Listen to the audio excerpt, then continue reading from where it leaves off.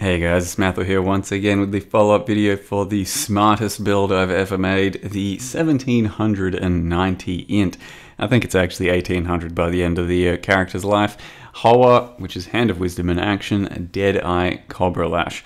Now, it's not necessarily the smartest build ever, actually, it's not super genius, it's just got a lot of int, and it's got a neat little interaction or two for the chain stacking so that your single target doesn't completely suck balls. Now you'll see throughout the video that the single target isn't amazing, but it doesn't completely suck balls. We do get bosses down and it's pretty reliable, decent damage. It's nowhere near what a huge Impale character would be. It doesn't completely blow bosses up, but you're a pretty well-sustained and reliable character, and you're not going anywhere, so you got a bit of time to do some damage. So it's not really too big of a problem, and we get all the content down in the game anyway. Didn't actually get to do an Uber Elder on this character just yet, but I might be able to do that today, and I'm confident that'll be fine anyway. We did complete a couple, or three I think, Wave 20 simulacrums, fought a few bosses. For the most part, simulacrum's completely fine. You just have to zoom in and out of stuff quite heftily. Can't really stand still for too long, and we don't have any ES gain on hit, for example, so I can't just face tank absolutely everything. Have to have a little rest every now and again for your leech to kick in, and besides that, you're a very ranged character, so you can sit back and throw your Cobra Lashes as much as you want, and on the really tough waves, we're just sitting back on the bridge and throwing Cobra Lashes, and that only really happens on wave 19 or 20. This, for example, is wave 15 or 16, and you can just face tank most things and just go ham, and you should probably be using Berserk quite goddamn often. So with the new Warcry nodes that I showed you that let you have rage up quite a lot, quite often through the use of your Enduring Cry, you should be pressing Berserk in just about every tough situation.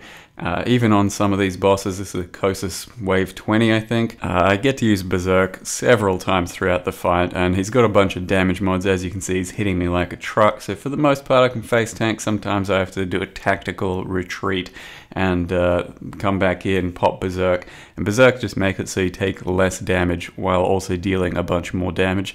So it's well worth being able to spam that throughout certain boss fights, throughout key moments, and it's been a very nice addition to an energy shield character who otherwise has 11,000 energy shield, 3 permanent endurance charges, quite often has Fortify up, and then Berserk going throughout any of the tough situations.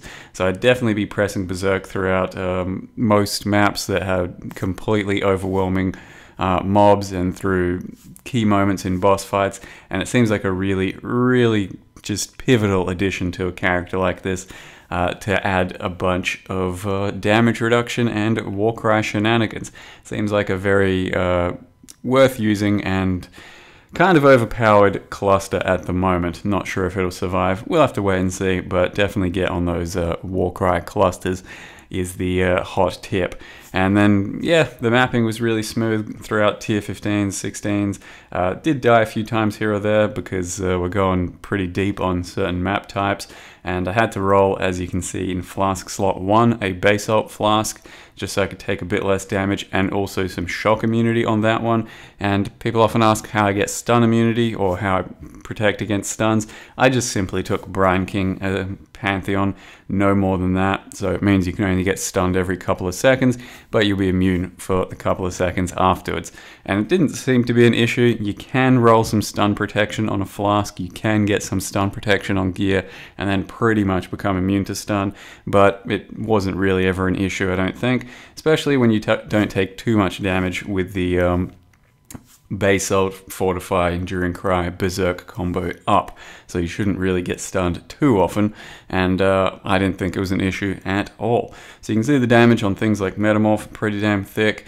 By the time I was fully ramped up and min-maxed on my character, as much as I was willing to without breaking the bank, the tier 8, oh sorry, Awakener 8 Guardians was pretty good damage as well, and you definitely pays to have a bit of mana leech or fix your mana completely by getting minus mana cost rings, or crafts on your rings or amulet so that you can spam freely. If you're not getting fully free or fully fixed mana after about 5-10 seconds of spam with your attack, you may actually go But even something like Drox, this was basically a perfect fight for me because the banners die instantly and I can't really die, and the damage is not too bad. So most of the Conquerors, most of the Guardians and everything out there was pretty damn smooth for this character. And then I'll leave you with the Awakener 8, my first one of the league. I know it's a little bit late in the league to be getting a first Awakener 8, but I make lots of characters and do lots of content, and wasn't really trying to speedrun my Atlas by any means. So that's the character. Hope you enjoyed it. You can check the updated paste bin and all that on the website. Thank you very much for watching, and see you next time. Okay, well, this is not fun. DPS is okay.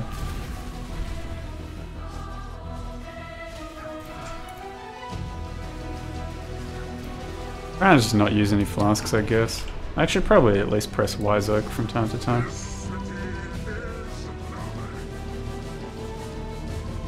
What's Y-Zoke? 2. Maybe I'll press 2 every now and again.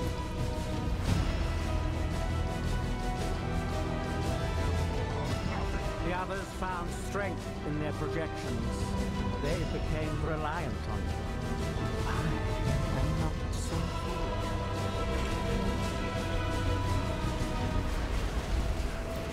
Die. Kind of mashed the wrong stuff for no reason.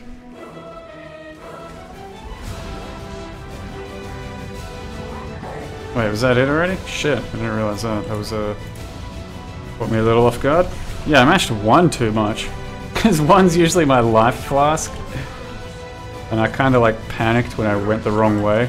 And just went, give me life back. Oh, I moved out of the circle? That's what happened? So I fucked up? Alright.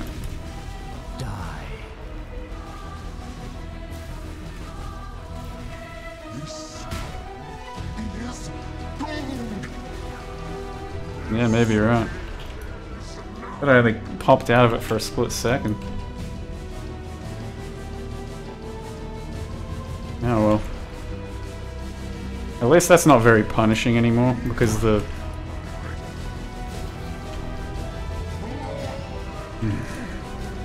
Because the vortexes like kind of move a lot more reliably away.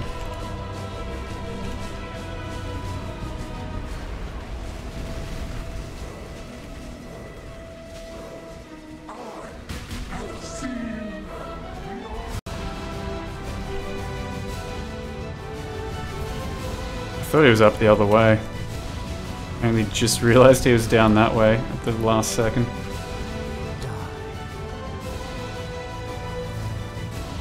Keeps is alright. For a very ranged, decent sustain build.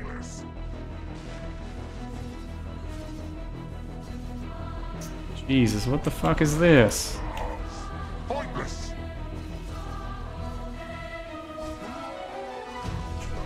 It's maybe something I have to wait a long time for. Oh no, we're good. This one moved away. Conveniently. This is the fun part, is it? Alright, shit. He's hoping I have fun. It starts at a lot of life. I'm just gonna try and use my flasks a lot more sparingly than I normally do.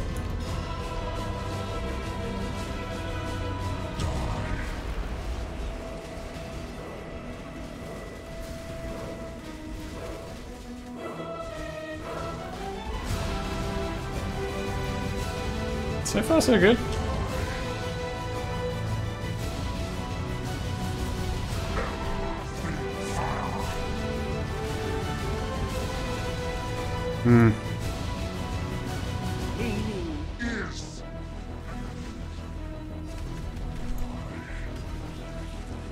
Ate too many of those stacks.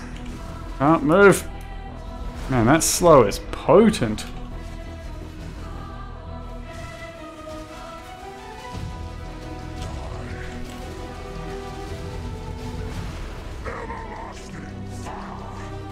Yeah, just ate too many stacks. Gloves. Vajinaka hit. I am maybe slightly uncapped on my fire, which is why that is the case. I've capped myself specifically for endurance charges and then like a Wise Oak or a Dying Sun being upped. Anything good? No, right? No, just the gloves. So that's a pretty scuffed attempt. Loot. Viled last time in one hit. Can I do it again? First try. Deathless Auto found hardcore. They survived. The chosen ones. 5% ES. 10 vulnerability. They're going places. They need much more than this to be worth keeping. And they did. Whatever. At least they didn't brick first try.